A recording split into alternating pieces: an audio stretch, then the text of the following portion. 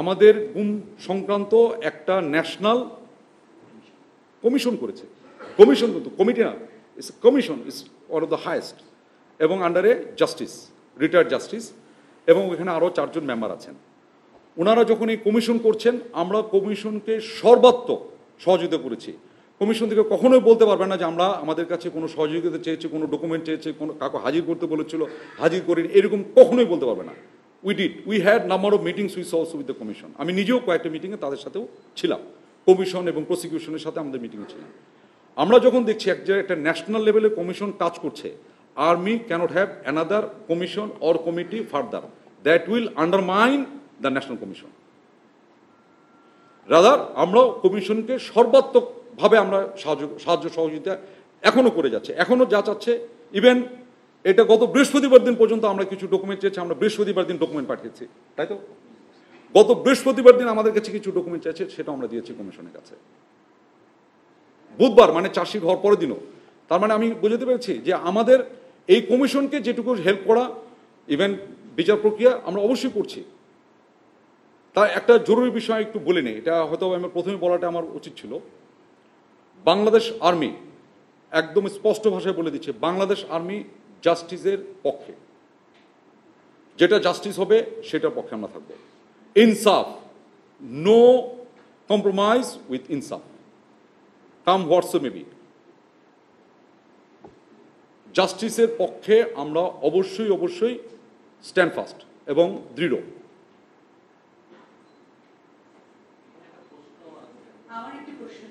Please. হ্যাঁ, আইসিটিতে তো একটা অভিযোগপত্র জমা দেওয়া হয়েছে। এখন এখানে যাদের বিরুদ্ধে অভিযোগটা এসেছে, তাদের প্রত্যেকে আলাদা আলাদা থাকে কোন কোন গুণে কিভাবে যুক্ত ছিলেন, সেই ব্যাখ্যাটা আপনারা জেনেছেন কিনা বা চার্জশিটে বলা হয়েছে কিনা, এটা আমার 1 নম্বর প্রশ্ন। আর 2 নম্বর প্রশ্ন, আপনি বললেন যে গত 54 বছরে সেন্সিটিভ অনেক ঘটনায় সেনাবাহিনী তার সদস্যরা অভিযুক্ত থাকতে বিচার করেছে। তো আসলে সেনাবাহিনীকে তো মানুষ বিশ্বাসই করতে চায় না, আমি বলেছি আমাদের সেনাবাহিনী সংক্রান্ত যা যা হয়েছে, আমাদের সেনা আইনের ভিতর থেকে যা যা ঘটেছে সেটাকে আমাদের বিচার হয়েছে। এখন বিষয়টা হচ্ছে যে এই যে আইসিটি ওয়ারেন্ট ইস্যু, সেটা নিয়ে ইতিবাচক নেতিবাচক 2 রকম আলোচনায় আছে। ইতিবাচক যে আলোচনাটা সেটা হচ্ছে, যেমন আমরা দেখেছি যে কুমিল্লায় যে তনু হত্যা, সেটার বিচার, তো যদি বিচার কখনো হয় এরকম আদালতে, তখন মানুষ একটা স্বস্তি পায় যে না, ইউনিফর্ম বাহিনীগুলি কোনো অন্যায় কাজে জড়ালে সেটার বিচার। এবং আইসিটি বারবারই বলেছে যে তাদের ওয়ারটা আসলে নট এগেইনস্ট দি মিলিটারি, এটা হচ্ছে পুরোপুরি ভাবে কতিপয় লক্ষ্যভ্রষ্টবাদী বলব, যাই হোক কিছু সেনা কর্মকর্তার বিরুদ্ধে। আপনি যদি এই ব্যাপারে কিছু। আচ্ছা, এখানে কয়েকটা বিষয় একটু আমি বলি। আপনি তনুর বিষয়ে যেটা বললেন, with all the sympathy to তনুর কেসটা কিন্তু সেনা আইনে পরিচালিত হচ্ছে না। তনুর কেসটা আছে একটা সিভিল কোর্টে। Police is working with that one. ওরা তদন্ত প্রতিবেদন এখন পর্যন্ত জমা দিয়েছে, অথবা দিচ্ছে, অথবা অধিকতর তদন্ত করছে। এই ক্ষেত্রে যদি পুলিশ যদি কোনো সেনাবাহিনীর সাহায্য, সহযোগিতা, ডকুমেন্ট চাওয়া ইত্যাদি যদি চায়, সেনাবাহিনী অবশ্যই দিবেন। আর তনু হচ্ছে একটা ইন্ডিভিজুয়াল ছিল, আমি বলছি with all sympathy, she could be my daughter even. তো ওই পয়েন্ট অফ ভিউ থেকে আমি বলছি যে তনু হচ্ছে একটা ইন্ডিভিজুয়াল, এবং ইন্ডিভিজুয়াল একটা বিচার, তার একটা আলাদা একটা ক্যাটাগরি অফ অপরাধ। আর আমরা যেটা নিয়ে কথা বলছি আইসিটিতে, সেটা হচ্ছে মানবাধিকার লঙ্ঘন। দুই রকমের কিন্তু। তার মানে ওইটার একটা অ্যানালজি আমি সরাসরি এটার সাথে ইমপ্রিন্ট করাটা আমাদের জন্য যুক্তিযুক্ত হবে না। আর তনুর কেসটা বলেছি, ইট is not in the army court. আর্মির কোনো কোর্টে কিন্তু তনুর কেসটা নাই, এটা হচ্ছে police court, it is in the police headquarter, police is doing this one. But আমি এখনও আবার দৃঢ়ভাবে বলছি, যখন যেটা তনু হত্যার জন্য কোনো ধরনের সাহায্য, সহযোগিতা, ডকুমেন্ট শেয়ার ইত্যাদি ইত্যাদি যা চাবে সেটা দেওয়া হবে। এখানে আরও কিছু আছে, এটা আমি ইচ্ছা করলাম এটা অন্যদিকে আলোচনা নিয়ে চলে যাবে, এই জন্য বাকি ডিটেলস অফ তনুতে আমি যাচ্ছি না। আর আপনি সেকেন্ড পার্ট যেটা ছিল, ওইটা তো আমি কিছুটা উত্তর দিয়ে দিয়েছি। আর সেকেন্ড পার্ট আরেকবার যদি একটু রিপিট করেন। হ্যাঁ, ওকে। আর এটা এটা এটা আমি বলি, আমরা এখন পর্যন্ত আইসিটির দুইটা পার্টের সাথে সবসময় পাশাপাশি রেখে কাজ করি। একটা হচ্ছে কমিশন, আর হচ্ছে প্রসিকিউশনের। ওনারা আমাদেরকে যাদেরকে ডাকতেন তাদেরকে আমরা পাঠাতাম, ওনারা আমাদের সাথে মিটিং করতে চাইলে মিটিং করেছি, তাদের কিছু জিজ্ঞাসা থাকলে আমাদেরকে জানাইতেন, সেই প্রশ্ন উত্তর আমাদের যতটুকু সম্ভব আমরা দিয়েছি। কিন্তু এটা ঠিক কে কার অভিযোগে কে কতটুকু দায়ী, কে কতটুকু অপরাধ করেছে, এই বিষয়গুলো ওনারা জানেন, আমরা এখন পর্যন্ত জানি না। আমাদের কাছে এখন পর্যন্ত চার্জশিটের কপিটা পর্যন্ত আমরা মানে কি, এটা তো ইন্ডিভিজুয়াল পাবেন, মানে আপনাদেরকে। আর এটা নিশ্চয়ই আমি আমার একটা গোল্ডি বিল্লে বক্তব্যতে বলেছিলাম, এটা আপনারা অনেকে হয়তো জানেন। ইভেন এটা যেটা গুম কমিশনের যে সেকেন্ড রিপোর্ট, যেটা ইন্টারিম রিপোর্ট, ওখানেও তারা বলেছে as an organisation Bangladesh army was not at all involve with disappearance, forceful disappearance. এটা কতিপয় আমাদের অফিসার হয়তো র্যাবে ছিল, হয়তো ডিজিএফআইতে ছিল, ইত্যাদি জায়গা থেকে, নট ইনসাইড আর্মি থেকে কিন্তু না। আপনি এটাও একটু ক্লিয়ার করে নিয়েন যে এই আমাদের অফিসার যাদের সংক্রান্ত এই যে 15, 16, 17 জন যাদের কথা বললাম, এই সবগুলোই যে ঘটনা যেগুলো বলা হচ্ছে সেগুলো ছিল তারা আইদার র্যাবে ছিল অথবা ডিজিএফআইতে ছিল ইত্যাদি। র্যাব স্বরাষ্ট্র মন্ত্রণালয়ের আন্ডারে, র্যাব আর্মি হেডকোয়ার্টার আন্ডারে নয়। এবং র্যাব কীভাবে ফাংশন করে তার আর্মি হেডকোয়ার্টারের কাছে রিপোর্টিং বা অন্য কোনো কিছুতেই সাথে সম্পৃক্ত নয়। DGFI directly under prime minister office, সেখানে আর্মির আন্ডারে অবশ্যই নয়। এখন পর্যন্ত এখনও যে ডিজিএফআই যে আছে, he is not under army headquarters, he is under prime minister office and currently under chief adviser's office. They are functioning under the jurisdiction, তাদের যে আইন, তাদের যে প্রেক্ষাপট, তার রিপোর্টিং সিস্টেম ওইরকম।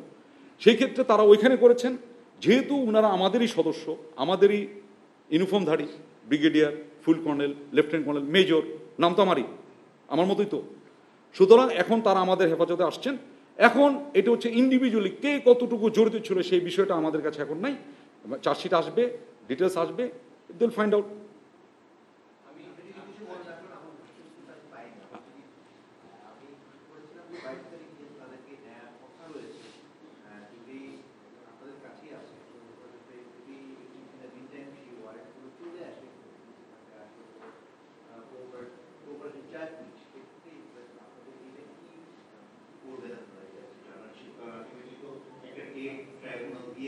হ্যাঁ,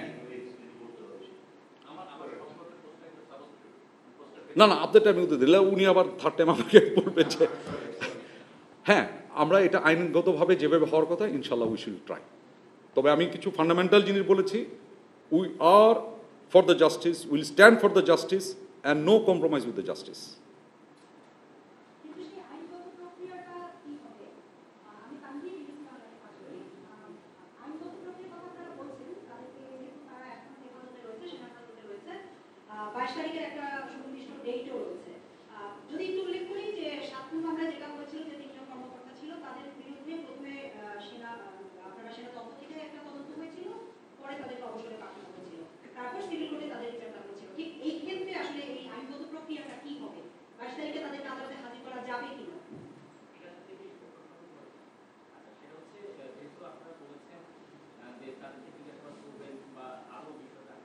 কাকে জিজ্ঞাসাবাদ করবো?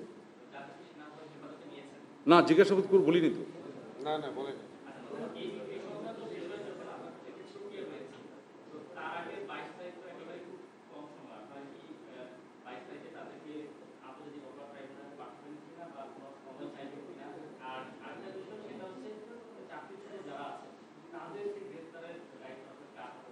কার কাছে বুঝিনি পরেরটা? হ্যাঁ, যারা চাকরিচ্যুত। আচ্ছা, প্রথমটা আমি বলি, আমি প্রথমটার উত্তর কিন্তু মানে আপনাদেরকে কিছুটা দিয়েছি, যেটা বললাম যে ডেল্টাতে নিয়ে। ডেল্টার একটা আইনগত ব্যাখ্যার প্রয়োজন আছে, ওই আইনগত ব্যাখ্যা আমরা চাচ্ছি। ওই আইনগত ব্যাখ্যা পাওয়ার পরে আমরা যেটা 22 তারিখ যেটা সবার মাথা পিছু করছে, ওই আইনগতভাবে আমরা ইনশাল্লাহ ব্যবস্থা নেব।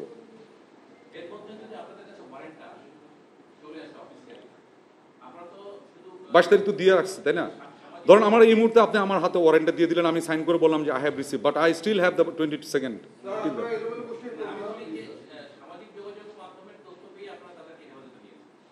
হ্যাঁ, সামাজিক এবং টিভির কল এবং টিভির ইয়েতে না, এখন পর্যন্ত আমরা হস্তগত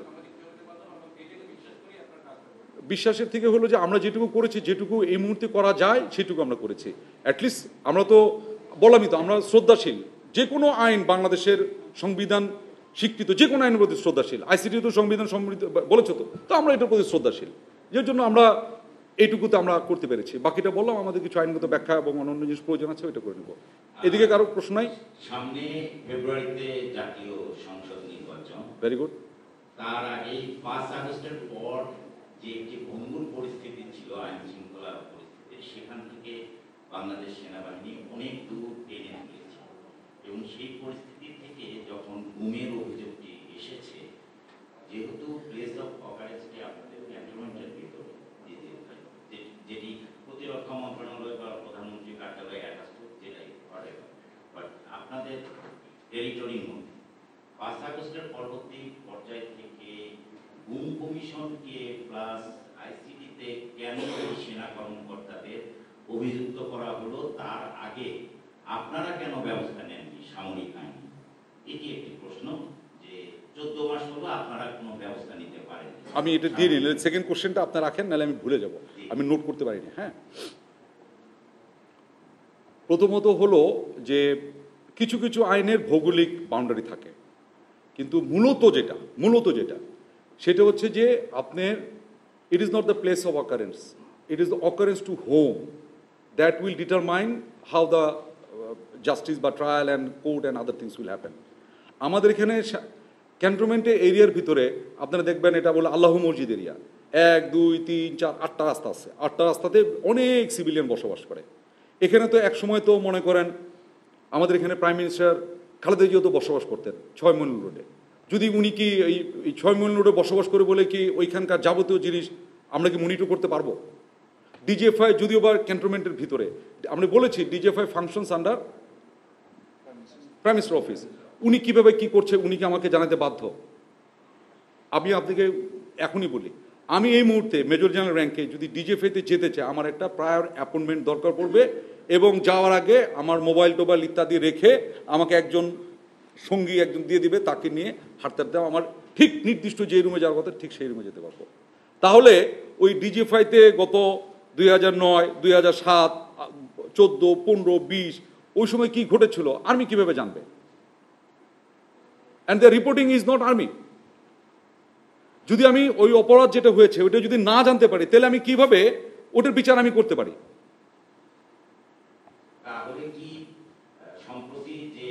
এই জন্য আমি বলছি যে যখন কমিশন কাজ করছে, we gave them full support. You can talk to the commission. আমরা যখন যেভাবে তারা চেয়েছে, আমাদের যতটুকু সম্ভব, বরিশালে অফিসার আছে তাকে চেয়েছে আগামীকাল সকাল 9টার ভিতরে, ওভারনাইট সে চলে আসছে, এসে কমিশনে গেছে হাজিরা দিতে। তাহলে কি এই যারা গুমের সঙ্গে জড়িত বলে অভিযোগ তোলা হচ্ছে, তাদের দায় কি বাংলাদেশ সেনাবাহিনী নেবে কি নেবে না, একটি প্রশ্ন। আপনি কি মনে করেন? না, এটি আপনাদের কাছে দিলাম। বাংলাদেশ সেনাবাহিনী যেহেতু ডিজিএফআই আপনাদের অ্যাটাচ নয়, এটি হলো অ্যাটাচ না, আমাদের আন্ডারে না, এটা হলো। আচ্ছা, আমি আপনাকে একটা ছোট্ট একটা জিনিস বলি, অনেক বুঝতে সুবিধা হবে। এই ইন্টেলিজেন্স নিয়ে আপনাদের অনেক কথা শোনেন না? ইন্টেলিজেন্স কাজ করে নর্মাল যে আউটফিট তার একটা উপরে ফরেন, আমি একটু উদাহরণ দিলে হবে। আমাদের প্রত্যেকটা ডিভিশন, মানে একটা বড় বড় ক্যান্টনমেন্ট, যেমন যশোর ক্যান্টনমেন্ট, কুমিল্লা ক্যান্টনমেন্ট, এগুলো বড় বড় ক্যান্টনমেন্ট, এক একটা করে ডিভিশন থাকে, ডিভিশনে একটা করে জিওসি থাকেন। ওনার একটা ইন্টেলিজেন্স আউটফিট আছে, ওটাকে আমরা বলি ফিল্ড ইন্টেলিজেন্স ইউনিট। ওইখানকার যত ব্রিগেডিয়ার, ব্রিগেড কমান্ডার, ইউনিটের কমান্ডিং অফিসার ইত্যাদি তাদের যত কর্মকাণ্ড যা আছে তার একটা ফিডব্যাক, ইন্টেলিজেন্স রিপোর্ট সরাসরি জিওসি পান। ঠিক ওই ডিভিশনে, ওই কুমিল্লা ক্যান্টনমেন্টে, ওই যশোর ক্যান্টনমেন্টে আরেকটা আউটফিটে কাজ করে, যেটার নাম হচ্ছে আর্মি সিকিউরিটি ইউনিট। এটা হলো সরাসরি সেনা প্রধানের আন্ডারে। ওই জিওসি কি করেন, বা তারও তো একটা চেক দরকার। সেনাপ্রধান বিভিন্ন ইনস্ট্রাকশন দিচ্ছেন, ওইটা ঠিকমতো প্রতিপালন হচ্ছে কিনা, ওটারও তো একটা ফিডব্যাক দরকার। ওই ইন্টেলিজেন্সের কাজ করে কিন্তু আর্মি সিকিউরিটি ইউনিট, মানে স্তরটা বুঝতে পেরেছেন? এখন এই 3 বাহিনী কাজ করে, 3 বাহিনী ঠিকমতো কাজ করছে কিনা এটা কে দেখভাল করবে? Defence minister. আমাদের জন্য prime minister, defence minister most of the time single. তাহলে উনি কেমনে করে জানবেন? For his or her is the DGFI. তার মানে আপনি বুঝতেছেন যে আমাকে সুপারভাইজ করবে যে whether I am doing the correct job or not, সে তো আমার আন্ডারে না।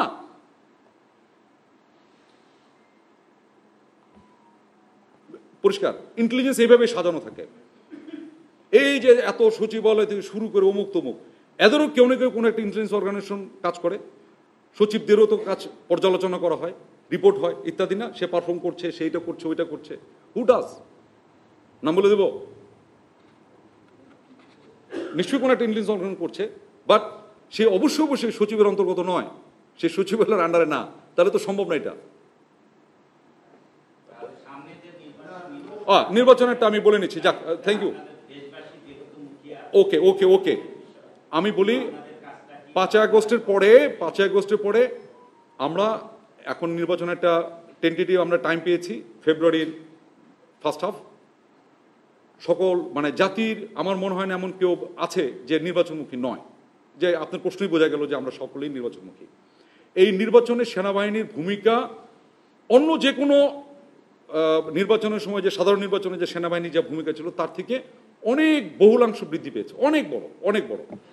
কিভাবে বলি, ওই সময় তো পুলিশ ওয়াজ ফাংশনাল, ওই সময় র্যাব ওয়াজ ফাংশনাল, ওই সময় সিভিল অ্যাডমিনিস্ট্রেশন ওয়াজ ফাংশনাল, ওই সময় অনেক কিছু এখনকার তুলনায় মোর ফাংশনাল ছিল।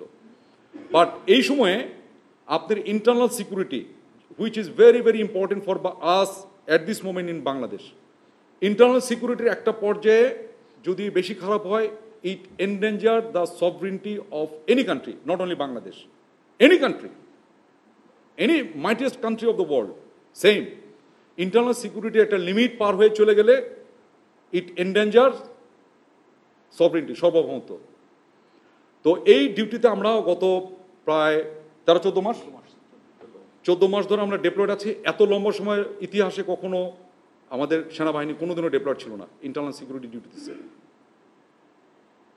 এবং আপনাদেরকে আশ্বস্ত করি, আমাদের যেটা বললাম ডাবল ফোল্ড ইন্টারনাল সিকিউরিটি, আমাদের অবশ্যই সিকিউরিটি সিনারিও উন্নতি করতেই হবে, এটা আমরা কন্টিনিউয়াসলি জারি আছে।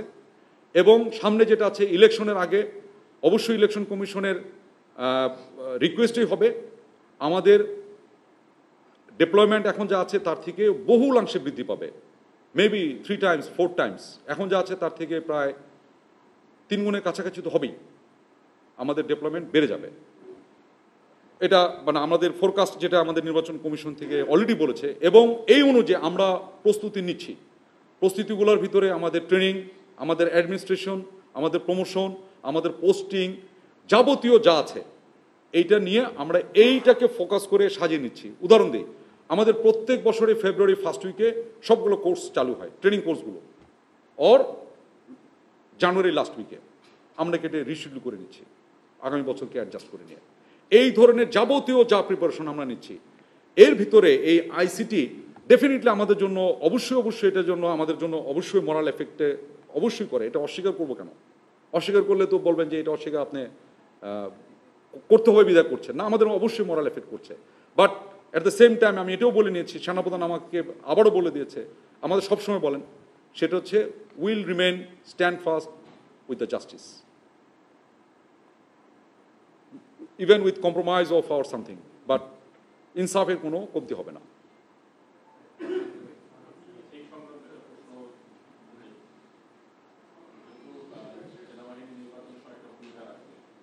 নির্বাচন কন্ডাক্টে আমরা অনেক বড় ভূমিকা রাখবো ইনশাল্লাহ।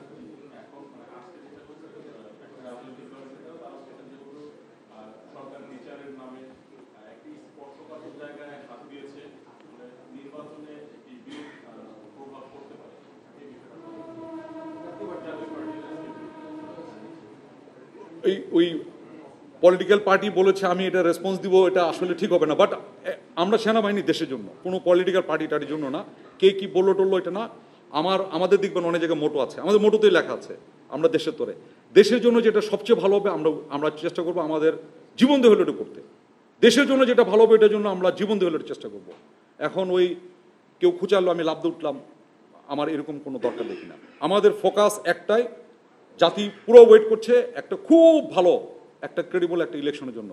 আমরা আমাদের আপ্রাণ চেষ্টা করবো এটা ক্রেডিবল ইলেকশন যাতে হয় সকলকে নিয়ে। এবং এটা আমাদের যেরকম দায়িত্ব, এটা কিন্তু সকলের দায়িত্ব, আপনাদেরও দায়িত্ব, আমার বাসায় যে বসে আছে তারও দায়িত্ব আছে। সকলের দায়িত্ব এটা। আমরা চেষ্টার কোনো ত্রুটি করব না, একটা ক্রেডিবল এবং খুব ভালো মানুষের যাতে আশা পূরণ হয় এরকম একটা ইলেকশনকে কন্ডাক্ট করানোর জন্য। যদিও বা নির্বাচন commission is the main, but আমরা চেষ্টার কোনো ত্রুটি করব না। না না না, তার অসুবিধা নেই। আবার বলেন।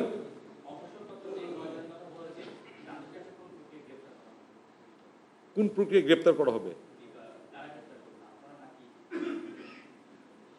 পুলিশকে বলা হচ্ছে পুলিশ যদি তাদেরকে গ্রেপ্তার করে ফেলেন তাহলে করতে পারেন, বাট আমরা যদি মনে করেন যে কেউ নর্মাল এলপিআরে গেছে, মানে নর্মাল চাকরি রিটায়ারমেন্টে চলে গেছে, লেফটেন্যান্ট কর্নেল এক্স, সে তার এলপিআরও মেয়াদ শেষ, তাকে আমরা অপশন দিব, হি ক্যান কাম অপশন, তার জন্য অপশন থাকবে, যেহেতু আমি তো আমার সেনা আইন তার উপরে থাকে না, তার কাছে অপশন থাকবে, সে আমাদের হেফাজতেও আসতে পারে। অথবা আপনারা এটা কিন্তু ক্লিয়ার হয়ে নেন, যখনই এই অ্যারেস্ট ওয়ারেন্ট ইস্যু হয় এটা শুধু পুলিশই করবে তাও না, ইন্ডিভিজুয়াল যদি মনে করে কোর্টে যেন হাজির হয়ে গেলাম, মামনা আদালত আমার নামে ওয়ারেন্ট ইস্যু হচ্ছে, please arrest me, he can do it. It is not only the police, individual can do that. তো তার হাতে অপশন আছে, সে পুলিশের কাছে যেতে পারে, কোর্টে যেতে পারে। আমরা বলেছি তুমি যদি আমাদের হেফাজতে থাকতে চাও, we can also give you security of your state. না আরো আছে, আছে, আমি এক্সস্টেড হইনি কিন্তু এখনো।